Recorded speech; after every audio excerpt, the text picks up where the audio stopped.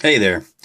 Wanted to show you my new Lenovo 2 Yoga Pro laptop, fully loaded, an i7 processor, 512 megabyte of RAM, along with any other upgrade that was available. Basically put it on this new computer. It's really slick. I like it a lot. I don't have a lot of complaints about it. I'd say the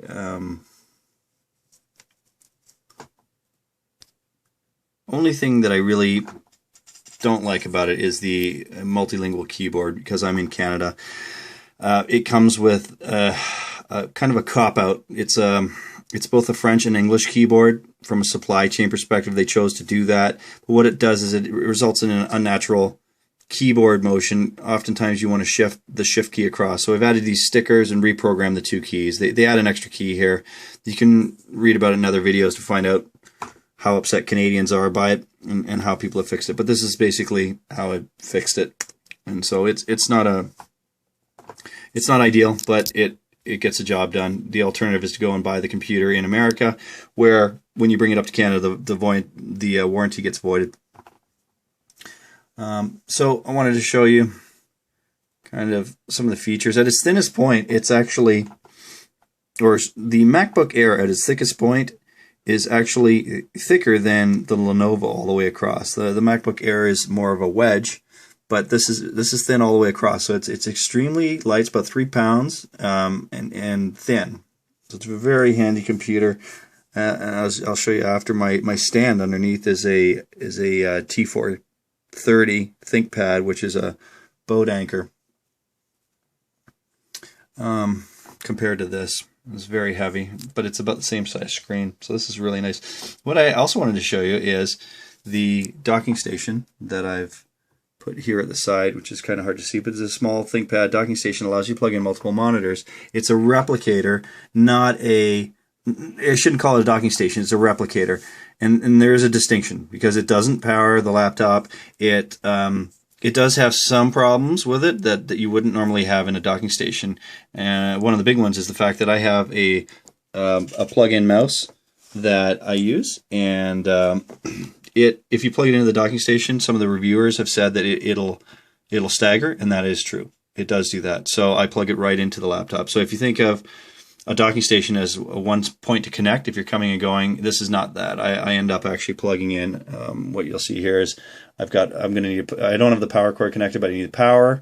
I need the USB 3 to the replicator, and then I've added this additional small HDMI out. And what that gets me, which is interesting, is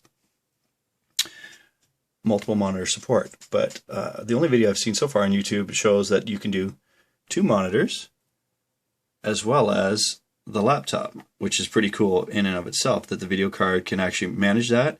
I found I can run a video on both monitors at the same time and they won't stagger. But if I run a third video on the laptop, it does start to jitter one of the videos. So the video card can only handle so much, but it's more than enough. Typically I'll only run a video.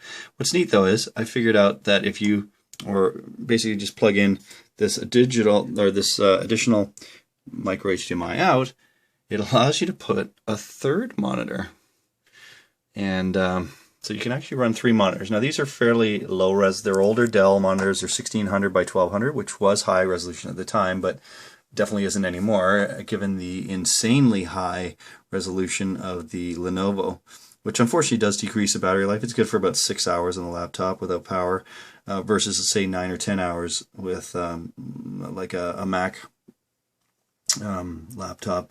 But the resolution is also higher than the Retina display. It's the highest I've seen. Well, I think it's the highest in the industry right now on a 13-inch laptop. It's actually ridiculously high, and it actually can cause some problems, which I'll show you. So here you can see the resolution. Here are my 3 monitors above, which were high resolution, and the laptop, this little tiny 13-inch screen, 13.3-inch screen, has 3200 by 1800 resolution.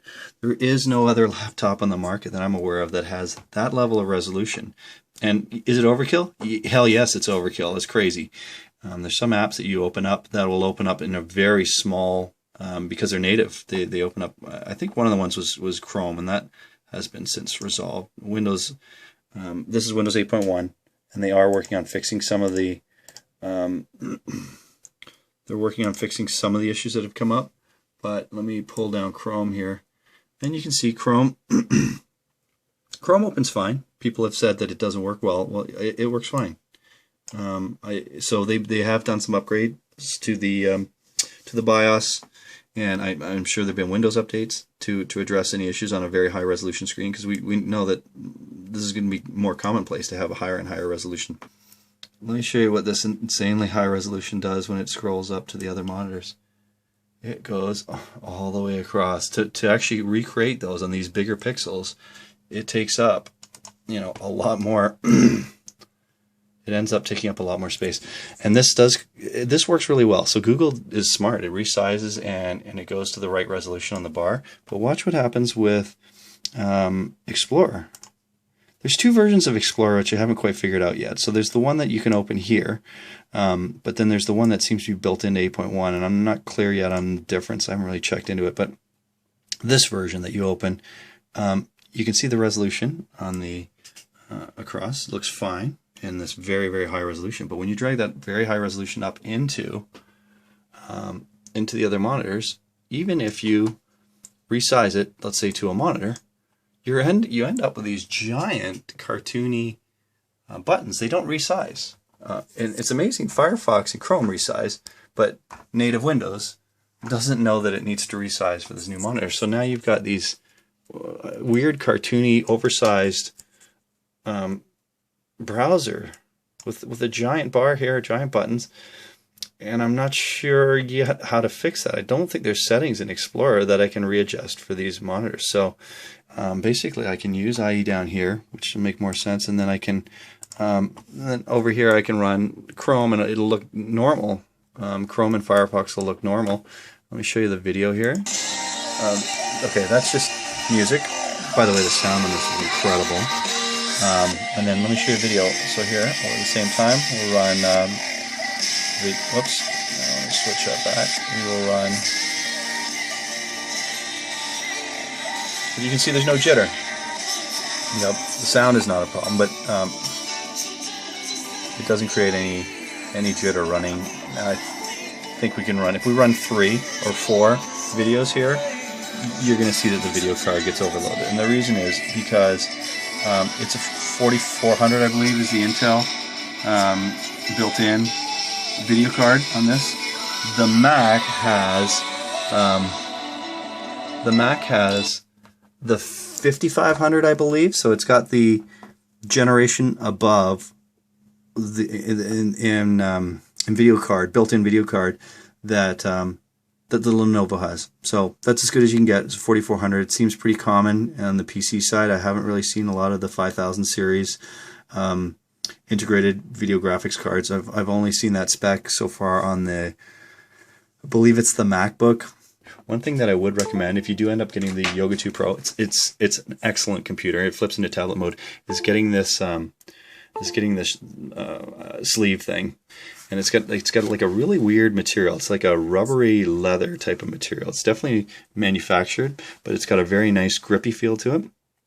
It does not cover the entire computer. It leaves all the ports open that are necessary to connect to while you've got the sleeve on. But what's neat about it is the one side of the sleeve is hard, and the other side is a little bit softer and flexible. So what you can do is flip this into tablet mode, and you put the hard side over top of the keyboard. So I just let me just kill that. What I wanted to show you was the sleeve. So you can see how it looks a little bit thick, but it's actually very comfortable. It covers the keyboard, and that's the one complaint that everyone has when it's in tablet mode, is that when you've got your fingers wrapped around it, you kind of get this weird feeling that your fingers are banging against the keys. Even though the keys are not active, it gives a feeling of just a weird feeling. And so what this does is it allows you to kind of get a nice backing, a nice grippy backing. But because this side is soft, it actually kind of sinks in around, and it fits really well on the device. So it just gives it a much more polished look. So basically you end up with a tablet with a really nice back feel, and then when you're done with it, you flip the whole thing around and it goes right into a sleeve